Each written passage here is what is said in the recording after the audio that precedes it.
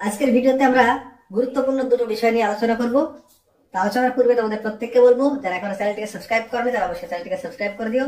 ভালো লাগলে অবশ্যই একটা লাইক, শেয়ার, কমেন্ট করে দিও। তো চলো আমরা মূল ভিডিওতে প্রবেশ করি। আজকে আমরা আলোচনা করব এনআইএস ডিএলএড এর জাজমেন্টটা নিয়ে। এছাড়াও আলোচনা করব সোশ্যাল মিডিয়ায় প্রচুর ভাইরাল 5000 সামথিং ভ্যাকান্সি নিয়ে। তোমরা আশা করি সকালে বুঝতে পেরেছো আমরা কি বিষয়ে আলোচনা করতে যাচ্ছি। তোমাদের অবশ্যই ধৈর্য ধরে প্রথম থেকে শেষ পর্যন্ত ভিডিওটি দেখতে হবে। তো প্রথমে আমরা ভ্যাকান্সিটা নিয়ে আলোচনা করি। যে 5000 সামথিং ভ্যাকান্সি, যেটা নাকি শিক্ষামন্ত্রী বিধানসভাতে আলোচনা করে বলেছেন যে 5000 মতো প্রাইমারিতে ভ্যাকান্সি আছে। এটার কোনো সত্যতা নেই, এটা কিন্তু একটা পুরনো নিউজ। মানে এটা এপ্রিল দিকেও একবার সামনেখানে এসেছিল। এটা সম্ভবত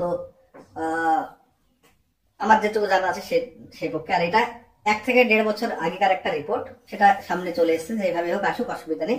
তবে ভ্যাকান্সি কিন্তু অবশ্যই বেশি আসবে, কারণ প্রত্যেক বছর প্রত্যেক ইয়ারে তোমার রিটায়ার্ড করে, অর্থাৎ শিক্ষকরা অবসর নেয় প্রায় 5000 মতো। তো সেখান থেকে লাস্ট নিয়োগ হয়েছে 2022 সিটটা কালেক্ট করা হয়েছিল 21-এ। তার মানে 21, 22, 23, 24 এই 4টে বছরে চারপাশে 20,000 ভ্যাকান্সি কিন্তু নর্মালি হয়। তো 20,000 ভ্যাকান্সির কম কোনোভাবে আসবে না, এটুকু তোমাদের আমি সিউরিটি দিতেই পারি। তো ভ্যাকান্সি নিয়ে টেনশন করবে না, ভাইরাল যে বিষয়টা আছে ওটাকে ইগনোর করে দাও, এটুকু তোমাদেরকে বলতে পারি।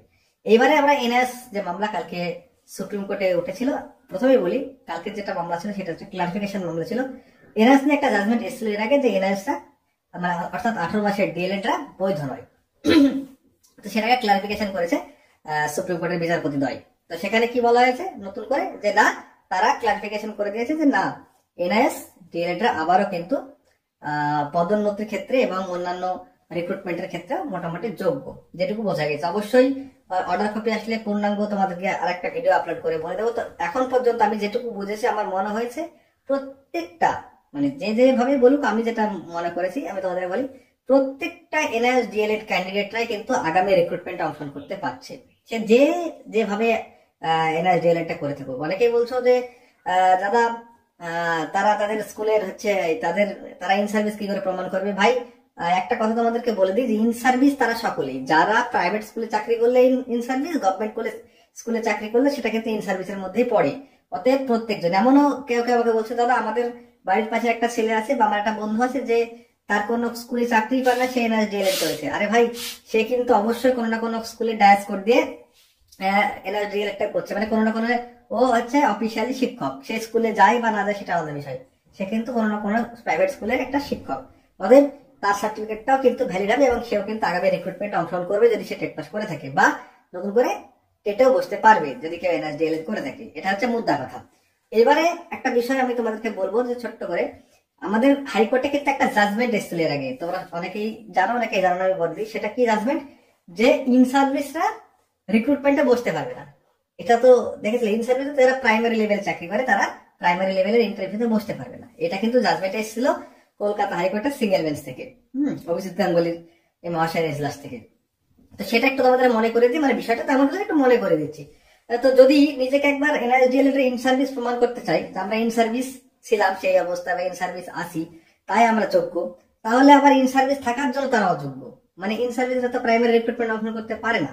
তো এখন এই বিষয়টা আমি বলছি না যে তারা অংশগ্রহণ করতে পারবে না, মানে আমি আমার মতামত তোমাদের সামনে বললাম, তোমরা একটু চিন্তা ভাবনা করবে আর অবশ্যই আমাকে কমেন্টে জানাবে যে হ্যাঁ দাদা তুমি ঠিক বলছো না ভুল বলছো। আমার ভুল হতে পারে।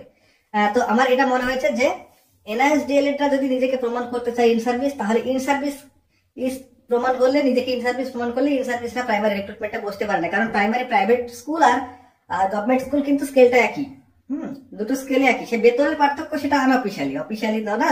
নমস্কার বন্ধুরা, job sense India YouTube channel থেকে আপনাদের জানাই স্বাগতম।